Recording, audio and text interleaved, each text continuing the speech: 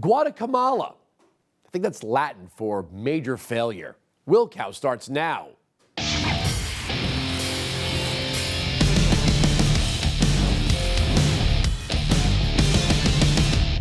Welcome to the program. I'm Andrew Wilkow. Biden's trip to Europe has been it's been a disaster. But here on the home front, we are now bearing witness to the great incompetence of Vice President Kamala Harris. You see, first, Joe Biden picked a running mate with a resume almost as thin as Barack Obama, who barely got 1% in the Democratic primary, not to mention that her entire political career is predicated on being the mistress of former California Assembly Speaker Willie Brown. Now President Biden has put Harris in charge of dealing with the crisis at the border. By every metric, she's failing miserably. Who should expect anything else? But when she fails, and she will, we the people will suffer. We can't just blame her and her alone. No. But it almost seems like it's by design. And no, her race and gender have nothing to do with the criticism. She's proving that she's been tasked way above her abilities. But the Democrats have no interest in securing the border and stopping the flow of migrants. You see, as long as Democrats see future Democrat voters in Central America, there'll be no effort to stop the mass migration. Look at this from the BBC of all places. U.S. Customs and Border Protection, CBP, said it caught 180,034 migrants, mostly single adults, in May. The number was up slightly from 178,854 in April and 172,000 in March. It was the biggest monthly total since April 2000, with increasing numbers coming from outside Central America. This includes countries like Ecuador, Venezuela, Cuba, Haiti, and even some African nations. Yes, African nations. By now you know the Supreme Court ruled 9-0 that people who cross the border illegally do not qualify for a green card. Headline, Justice Elena Kagan wrote the opinion for the court. The question here is whether the conferral of TPS enables him to obtain LPR, legal permanent residency status, despite his unlawful entry. We hold that it does not. An admission is defined as the lawful entry of the alien into the United States after inspection and authorization by an immigration officer. The TPS program gives foreign nationals non-immigrant status, but it does not admit them. Now, the case was brought by Jose Santos Sanchez, a Salvadorian immigrant who entered the U.S. illegally in 1993, but was later protected under TPS in 2001. He applied for a green card in 2014, but was deemed ineligible. So a 9-0 here means the wise Latina, Sonia Sotomayor, and I like beer Brett Kavanaugh, saw this case the same way. So that means all these people crossing the border illegally will not qualify for a green card, even if Biden grants them temporary protected status. So this now creates a new limbo, and the woman in charge says what? Do not come. Great, but they are coming by the thousands, and there's no end in sight. So what exactly are they going to do to stop the flow? Nothing. If the border wall was finished, there would be a barrier. If there was a policy that repatriated people who did not qualify for asylum, we might not have this hot mess. But there was a time, and it wasn't that long ago, when the Democrats, including Biden, actually believed that a wall made sense. You see that? That's Biden's vote for the Secure Fences Act of 2006. And what's this? Oh, wow, look there. Obama and Hillary, too. Now, of course, I can't just stand here and blame the Democrats. The Republicans have been just as bad on this issue. Trump and the America First conservatives actually tried to fix that. Harris hasn't even been to the border since taking over this issue. Not even to make generic remarks or a photo op. Well, okay, she sort of showed up at the border courtesy of Representative Lauren Boebert.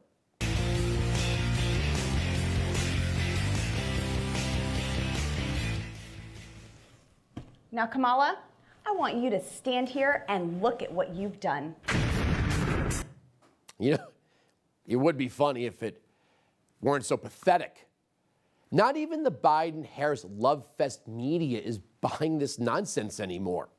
Do you have any plans to visit the border? At some point, you know, we are going to the border. We've been to the border. So this whole thing about the border, we've been to the border.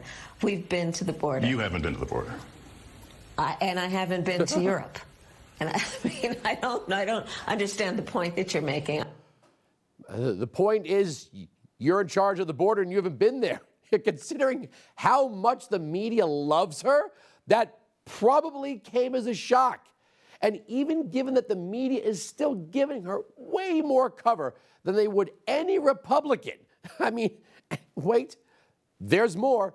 Even Spanish language media isn't buying her line here.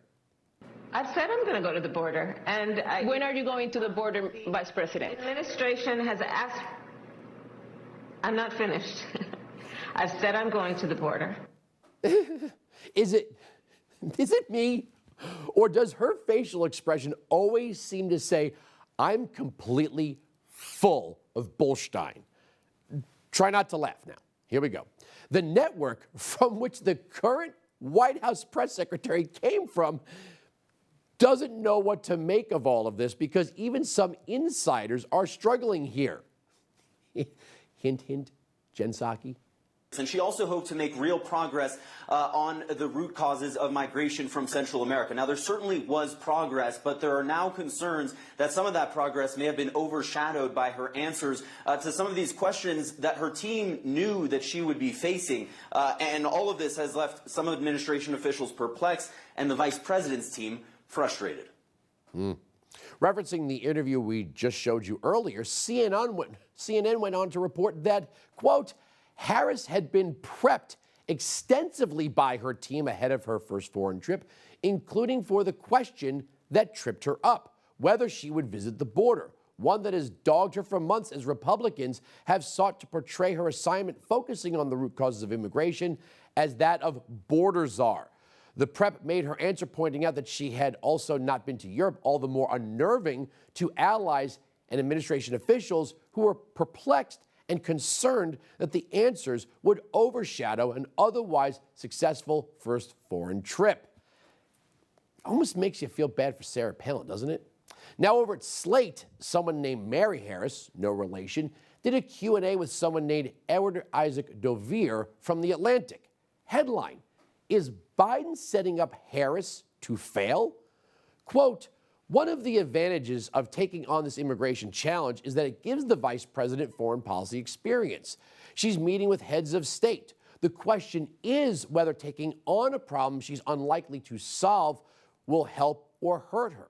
Right. John Cornyn, Republican senator from Texas, said to me that he feels like Biden handed her a grenade, pulled the pin, and walked away. Politically, no one wants to touch immigration. It's bad news to try to say that you're going to fix the problem because it's such a complicated and seemingly intractable problem. That's unfortunate. Could it be true? I mean, Biden knows the game better than anyone. Keep her busy and out of the country. If she does some good work, he takes credit. Didn't Obama do the same thing to Hillary? That's right, he did. If she fails, it's on her. So, off to Guatemala and Mexico she went. And this was her reception. She was met with protest signs that read, Trump won, and go home. Kamala, mind your own business. Guatemala is pro-life, hashtag Mamala help me. That's a little play on her supposed nickname Mamala because her husband with kids from a previous marriage is Jewish. Get it? Mamala? Well, anyway, the important part is this. The Guatemalan president said he and Harris are not on the same side of the coin on migration. We asked the United States government to send more of a clear message to prevent more people from leaving, Yamate said. Well, it was a rocky start, to say the least. Nobody seems to understand the plan. Nobody does. But either way, Harris says we have to get to the root cause of migration.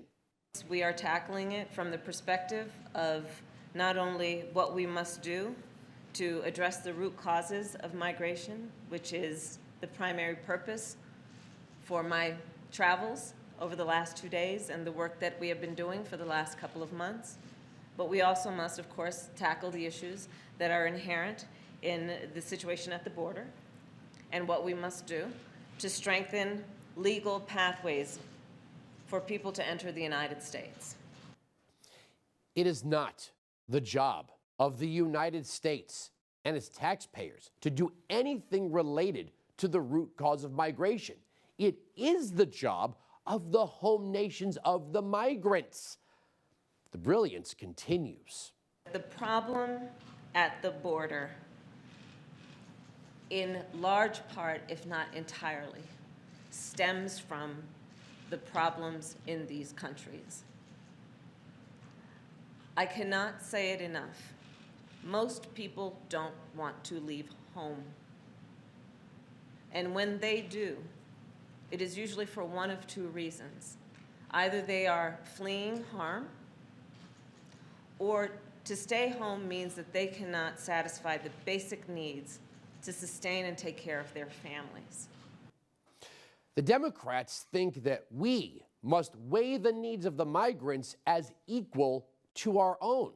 We have the capacity to give people a sense of hope that if they stay where they want to stay, in the town, in the neighborhood, in the place where they grew up, where they speak the language, they know the culture, they go to that church every Sunday, the place where their grandmother lives. We know that if we give them a sense of hope that help is on the way, that they will follow their first preference. Oh, good, we're back to hope. And of course, we should concern ourselves with their first preference. I've said it before and I'll say it again. The Democrats seem to think that the federal government under their control exists for all mankind.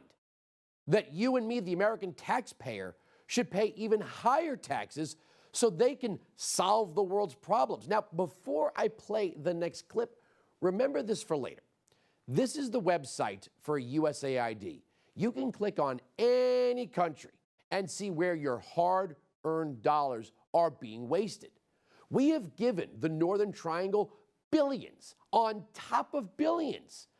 But all of a sudden, Harris is going to tackle corruption?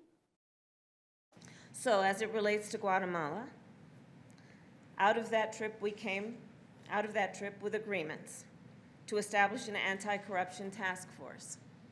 This was probably one of the dominant themes of my conversations with the variety of people we met with in Guatemala, including concerns about those who are in exile from Guatemala in the United States, who I've also met with and convened. Out of the trip to Guatemala, we have an agreement to create a smuggling and trafficking task force. You know, on day one, the Biden administration, the guy, Joe Biden, who was born labor, signed an executive order killing good-paying union jobs. And while Americans are trying to find work or get back to work or reopen their businesses, Harris is promising this to Mexican unions. Also declaring and announcing today $130 million that we are going to dedicate to the labor reform movement here in Mexico. President Joe Biden and I are proud of the fact that we will be the most pro-union administration we've seen. In that way, we see an alignment with the leadership in Mexico. I'm sorry, is she the Vice President of the United States or the Secretary of Labor for Mexico? But hold on, there's more. Headline, why is Vice President Kamala Harris, going to Guatemala and Mexico? The administration has begun several actions, including recruiting businesses such as Nespresso, Microsoft, and MasterCard to start investment programs with federal subsidies and ramping up aid that Trump cut. Harris in April announced an additional $310 million for the region. Additionally, the U.S. vaccine sharing program gives priority to Northern Triangle countries as part of a tranche of 6 million doses for South and Central America. To reduce corruption, the administration is channeling as much aid as possible through third-party groups. Yet most non-governmental groups lack the capacity to handle billions of dollars in assistance. Oh, great. We just got free money to make it rain all over Central America, don't we? No matter how much money we send there, they still want to come here. Why? Because here is better than there. But what happens if they all come? You can't bring there to here without here becoming there. Look, this is BlazeTV, so you guys are all familiar with Cloward Piven. And this mishmash of status created by the Supreme Court ruling, coupled with the lack of desire by the Democrats to secure the border, with the addition of an incompetent woman at the helm, is all part of the plan. Even if the hard left has to pose for the cameras and pretend they're not getting their way here. What the United States has not done is actually own up to the fact that we have contributed to regime change, destabilization, and interventionist foreign policy that has contributed to these awful conditions throughout Latin America. And so U.S. climate policy has contributed to this, U.S. foreign policy, U.S. economic and trade policy. This, at its core, is completely inhumane. I don't think that it's something that that United States should ever use as an immigration policy, period. So here's the argument. Kamala Harris is way out of her league here. The mass migration crisis is not going to be solved with virtue signaling and wokeness. Even the doughy-eyed media doesn't know what to make of this. I mean, they loved the idea of her and didn't really think any further. Okay, now let's see her execute a serious plan. Isn't that what she's supposed to do? One that's better than Trump's. Do Democrats really think that Kamala Harris is going to be the next president of the United States? Yes. Yes, a woman, the first person of color, the first woman of color. Or do they? Our government cannot expect the taxpayer to just send billions and billions down to Central America. The Northern Triangle governments have gotten all too accustomed to our foreign aid, and it has not solved a single problem. Giving Harris even more money to deliver is not going to change that. Setting up programs for women and girls, it makes a nice soundbite. But what does it actually accomplish if the governments can't even get the gangs under control? Right now, the only thing the Biden administration is trying to do is put a happy face on a very sad situation. The left wants open borders. Full stop. The party bosses are looking at 2022 and 2024. Say what you will about Trump, but he had a rational plan. Build a wall and keep the migrants in Mexico, and do not debauch the concept of asylum. You know, it's too easy to call the left the Blame America First crowd, but they are. Their new line of attack is that we have caused all of the problems in Central America. They blame things like the American oil industry for our carbon footprint. You know, the last time I checked, Mexico, Canada, and before their socialist collapse, Venezuela, all have huge, large, giant oil industries. But only we're to blame? It's not the job of the United States to get to the bottom of the root cause of migration. These nations have governments. They have the democratic process. They control tax and trade policy. They aren't going to get it together if we keep sending them free money. And there's going to be no progress on this issue so long as an empty pantsuit is in charge. Leadership requires more than just being Willie Brown's chew toy. Well, we mentioned her recent visit to the border in the monologue, but we wanted to hear more from the freshman congresswoman for Colorado's 3rd District, who's already a thorn in Nancy Pelosi's side. Representative Lauren Boebert, thanks for coming on the program. It's so great to be here, Andrew. You know, it's incredible. Even the lamestream media is asking, why hasn't the border czar, Kamala, visited the border? Her only response to the American people was to lie and say, we have been there. And when called out, she just laughed. She just cackled at the issue, and Americans are tired of it. It's been more than 80 days. She has not visited the border, except for her little visit with me. You know, before we get into the meat and potatoes of the issue here, your visit with the cardboard cutout was hysterical. We put it in the monologue, like I just said.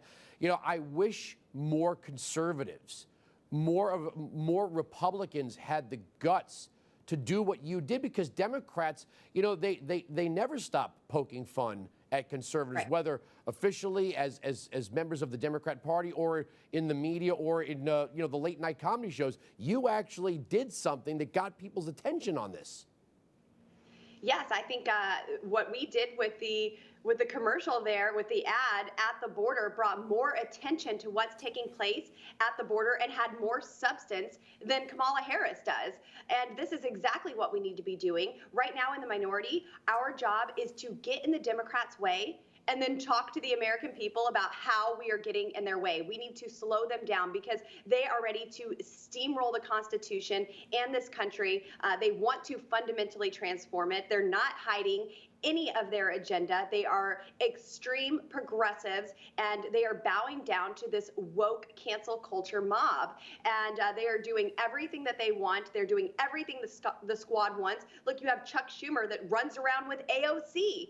This is her party now. And, you know, we have to do everything that we can to slow them down, expose their hypocrisy and their corruption, and get our country back on track. You know, the left thinks this is an issue of race, right? If you want border security, you're a racist. But it's a question of sovereignty and our budget.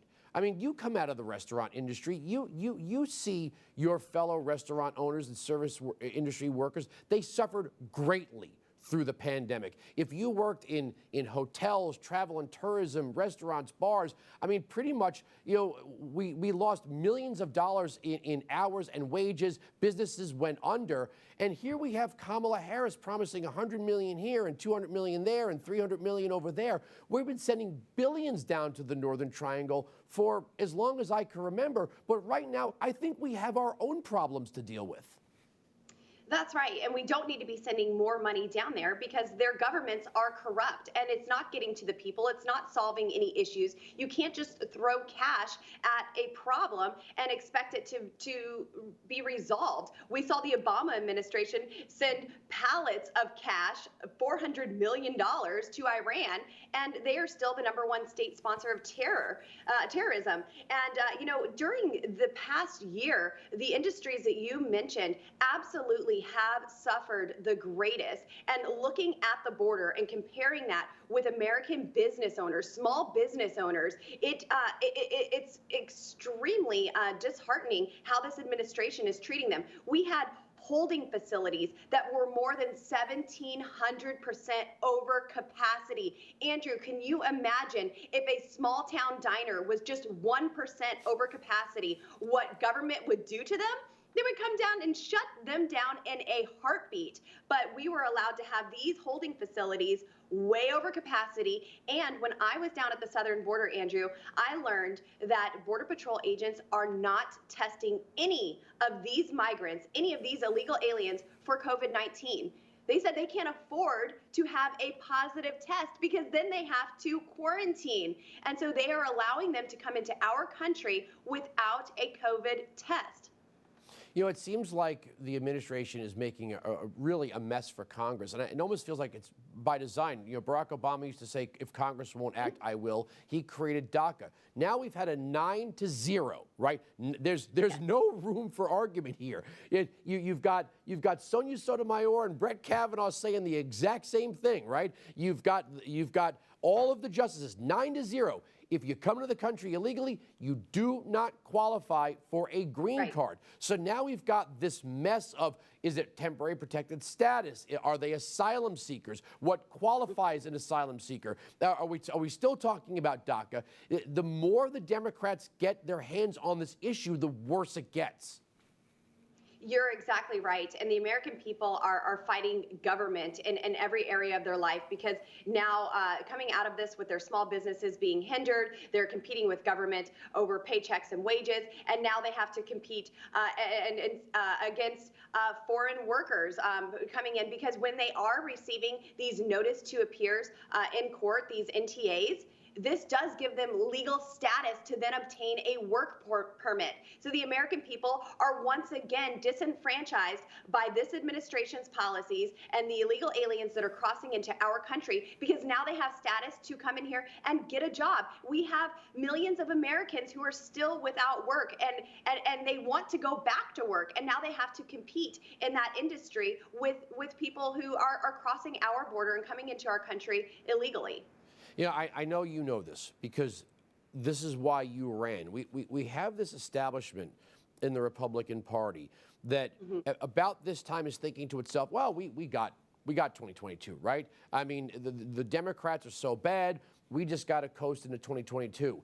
But if Republicans don't come up with a serious plan that kind of looks like the Trump plan, what's the point of voting Republican then, right? We had the Secure Fences Act of 2006. That was a Bush-era law. Democrats voted for it. Republicans voted for it. And they just didn't build the wall. Trump came in and said, I'm going to fix this problem. We're going to build a wall. We're not going to debauch the concept of asylum. Asylum is for a limited group of people fleeing their government's persecution, not poverty or weather or whatever, or criminal gangs. You have to be, there's a narrow focus for what constitutes an asylum seeker, and Trump did not debauch that concept. And then he said to the rest of the migrants, you're going to wait your turn in Mexico. This was a coherent plan to de-incentivize people from making this journey. And when they got here, not just had to have the assumption that they're going to cross the border illegally and get all sorts of goodies on the other side. If the establishment of the Republican Party stays with the John McCain view of this, the late John McCain, you know, God rest his soul, where's the faith in Republicans then? We absolutely need Republicans now more than ever to take a stand. I do believe that there are many who are bringing attention to this issue at the southern border, but there's so much more than that. There are so many crises that are taking place because of this administration's policies, and we have to bring that to light to the American people. We have to have a plan. When we have the majority, we actually have to get something done. We need to be bringing jobs back. We need to be helping small businesses and allowing our children to go to school in a normal fashion, not masked up and bound and separated from their friends. And we absolutely need to secure the southern border. President Trump's America First policies worked for our country. And now this regime is doing the complete opposite, putting America last. And I really can't understand it. If America is such a terrible racist place, why are so many people coming here? If white supremacy is the #1 issue here in America, the #1 crisis, then why are so many people coming here? And if capitalism is so evil, why aren't these migrants fleeing to Venezuela? I just can't understand it. But Andrew, you have mothers who are hearing what this regime is wanting to just dish out to anyone who crosses our border, that they have ended the Remain in Mexico policy, that they are planning to end Title 42 that keeps single male adults out of the country for the reason of a pandemic, for health emergencies. And they're hearing this and hearing about all the benefits that come when they cross over, and they are sending their children in the hands of the cartels to risk their lives to break our laws and cross into our country. There are moms, Andrew, who are sending their daughters on this journey and giving them the Plan B pill because they expect their daughters to be sexually assaulted. This is a humanitarian crisis. It's somewhere up around 70% of the women who are on this journey are sexually assaulted. Andrew, I was at the border and I saw infants wrapped in aluminum foil and Mylar blankets, and that is not the American dream that they're chasing after. This is not right to put people in this position, to have them wrapped and stacked like baked potatoes in these small tents, and it's very heartbreaking to see. But this is what they are doing. They are signaling to poor and desperate people to go on this journey and put themselves in harm's way in the hands of the cartels. Well, one of the things that has to end, and it has to end now, this idea that, let's say a woman crosses the border and says, I'm the victim of domestic violence. That's something that Obama put in place. They grant her asylum.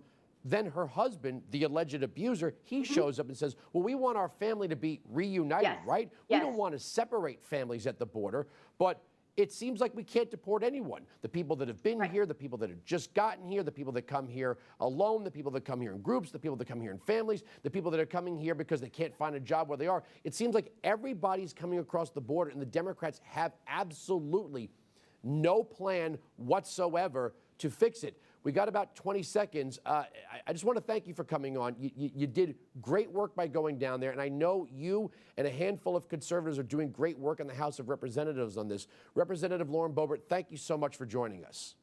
Thanks so much, Andrew. On a side note, our swamp creature elite bureaucrats are either completely corrupt or completely inept, or maybe it's both. FBI Director Christopher Wray testified before Congress recently that he was unaware that Parler tried to warn the FBI about the possibility of violent plans for the Capitol rally that ended up turning into a riot, saying, quote, I do not recall hearing about this particular email. I'm not aware of Parler ever trying to contact my office. So let me get this straight. Parler was completely deplatformed and ripped from the internet because the left-wing media claimed they allowed hate speech to flourish, and that's what caused the Capitol riot. But Parler tried to stop it. They contacted the FBI multiple times, and apparently the director had no clue. This one escaped him. And the left-wing media are the ones that want to give people like Wray more power. They claim the Capitol riot is the worst thing since the Civil War, and to believe that you have to know nothing about history. But it turns out there's a little bit of government malpractice that went into all of this and helped it gain momentum. Willfully ignorant, corrupt, incompetent. Sounds like it's all of the above. I would stand here and say it's time for Wray to go, but unfortunately, Biden would pick somebody worse. One thing I didn't have on my 2021 crazy bingo card was the country music TV channel CMT becoming anti-Second Amendment. A recent tweet had them really stepping up their woke agenda, and a lot of people are upset about this. Now, joining me to discuss, not from the world of country music, is my friend Phil Labonte, lead singer of All That Remains. How you doing, sir? Doing well. Good to see you, Andrew. All right, I know you come straight out of the metal world, but this is kind of bizarre to me because you're a true Second Amendment guy. You're a true constitutionalist and libertarian. I cannot believe that CMT would go ahead and start to work with Bloomberg on anti-gun messaging, and they're starting to embed it allegedly into their content. Country music? Anti-Second Amendment? Who thinks that's a good idea? I don't know that. I mean, I can't speak to what they're thinking, but it's likely that it's, they're looking to play ball with the current administration. Look, we're at a time where the government is openly coming out and saying things like, or at least trying to cast people that are pro-Second Amendment as just downright evil, as threats to the United States, the government, or other citizens. And that's patently false. Everyone knows that your average gun owner that goes through the proper channels to get a gun, they tend to be very, very law-abiding citizens. They're not some kind of threat. But when the government starts to apply pressure, big companies and corporations that, like, whoever owns CMT, they respond. Yeah, and it's it's Viacom. unfortunate. We should just call them CMTV, right? I mean, in the Yeah. metal world, the same thing is happening. There are guys like you. There's Five Finger Death Punch, Zakk Wylde. Tom Araya from Slayer has come out strongly in favor of the Second Amendment, but you have a lot of left-wing metal bands as well. I'm a huge Anthrax fan, but let's be honest, some of those guys tend to lean to the left on things. So it's not just country, it's metal, it's across the spectrum. And the thing is, when you talk about leaning to the left, they lean just enough to the left to be looking to confiscate guns. They don't lean far enough to the left to get into like the Marxist idea of under no pretext should the working people be disarmed, and any attempts must be frustrated by force if necessary. That's a Marx quote. That's really far left, revolutionary left. So it's the worst of the left. It's the lean left that want to put all of the control in the hands of the government, as opposed to the far left that thinks that the people should be in control. As much as people on the far left and generally on the right disagree about methods, they tend to agree about the fact that the people should be in charge of their own lives. So it's the worst of both worlds, I guess. It's the authoritarian left and the authoritarian right, and it's unfortunate that you see so many companies kind of bending to the knee, but it is I think it's a concerted effort, whether you're talking about CMT or whether you hear things in movies and stuff, and where they portray gun owners as inherently violent. It's not a surprise, but it's very unfortunate, and it needs to be pushed back against. You see guys like James Hetfield, Metallica, who gets crap from the left for doing a voiceover on a hunting documentary. Of course, there's Ted Nugent. I can't leave out Uncle Ted.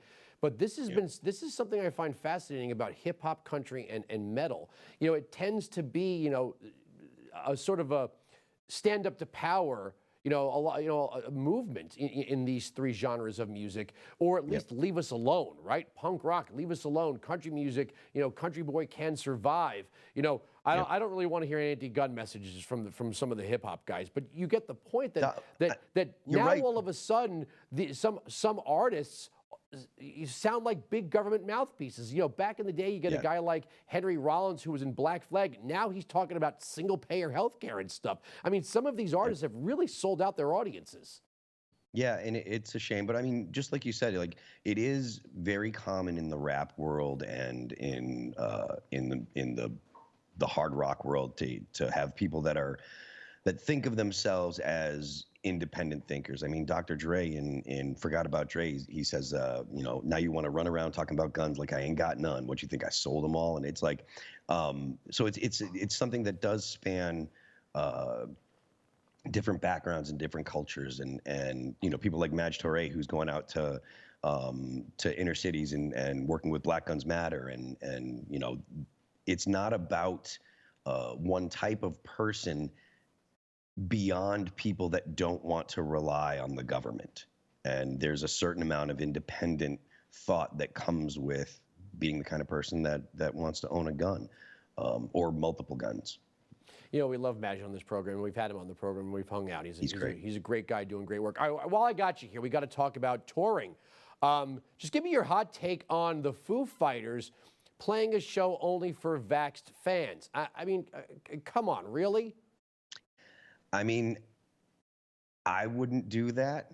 I wouldn't I wouldn't want to make that kind of rule at an All That Remains show. But if, as far as I'm concerned, if it's not the government doing it, it's okay.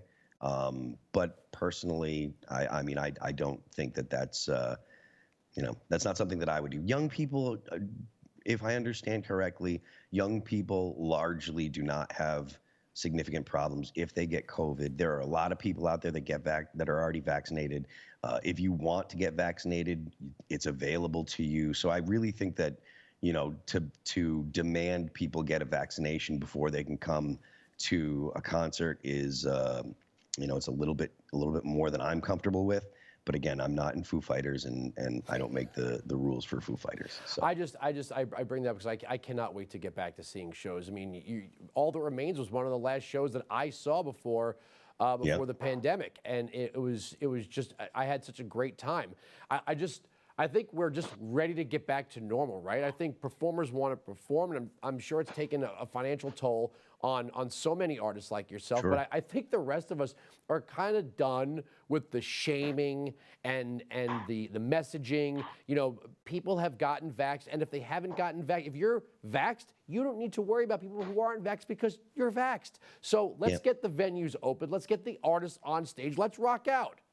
Yeah, we play our first show in almost 2 years on January 3rd, I think it is. We'll play in Arkansas, and then we've got a handful of shows for the rest of the year into September, I think is when we're done, and then we'll have a tour that we're going to announce next month that'll be happening next year, and it's going to be a very big deal for us. We've got a significant anniversary that's actually this year, but the tour couldn't be put together for this year because obviously COVID made things a little more difficult. Well, I'm seeing some of the festival shows are back. That's nice, right? I mean, it's nice to know that it's sort of a ding dong, the witch is dead. You know, we're coming out into the sunlight. We're saying, okay, we've done this for almost 2 years. We want our concerts back. Yeah, I think people are ready. I think that everyone did or the vast majority of people did what the government had recommended last year, and I think that the fact that there's such a significant drop in infections and hospitalizations, I think that is something your average person is mostly aware of, and I think that people are ready to get back to normal. I'm down here in Texas now. I've lived here since February, and the mask mandate ended here. I think it was like the 10th of March or something, and you know, there was the doom and gloom, and you know, the president said that it was Neanderthal thinking and stuff, and it turns out that it actually was a good idea. You get people out in the sun and out in the open air doing outdoor activities, and there's not a significant risk of transmitting COVID. And I think that people are starting to realize that it's okay to live life again, thankfully. I got to leave it there. I will just say this. Victim of the New Disease was the song that got me through my home workouts when I couldn't go to the gym. That album was incredible. That song is incredible. Phil Labonte, thank you so much for joining us. Can't wait to see All That Remains when you hit the road. Thank you, my friend. All right, here we go. Time now for parting shots. And today's parting shot is at CNN's Jim Sciutto after he fawned all over Biden for shaking Vladimir Putin's hand. These moments are about moments. And I'll tell you one moment I noticed there in the Biden-Putin interaction. The handshake, Biden looked Putin in the eye with a smile. Putin looked away. Again, you don't want to read too much or too little, but again, these are about public posturing. It's about how you project strength. And that was a notable moment. This is these moments are about moments. What kind of take is that? It sounds like he's selling engagement rings. And as far as Putin looking away, he was probably laughing at Biden. I mean, how in decline must a man be to be absolutely astonished that they were able to do such a simple task like shaking hands? This is a common trend with the left-wing media. Whenever Biden shows the slightest sign of a normal, competent human being, they act like he hung the moon. Now, on the flip side, when that was President Trump shaking his hand, they would crack jokes about his small hands, then use the handshake as proof that Trump was in bed with the Russians. However they need to spin it, they will spin it. They will continue to spin it. But Biden, not looking good here, and the media can't cover for him forever. Right, Jim Sciutto? All right. We're right. They're wrong. That's the end of the story. The arguments on this television program cannot be broken. Make sure you catch me on SiriusXM Patriot, channel 125, noon to 3 East, 9 to noon West. From Dallas, Texas, I'm Andrew Wilkow. Thank you for watching Blaze TV.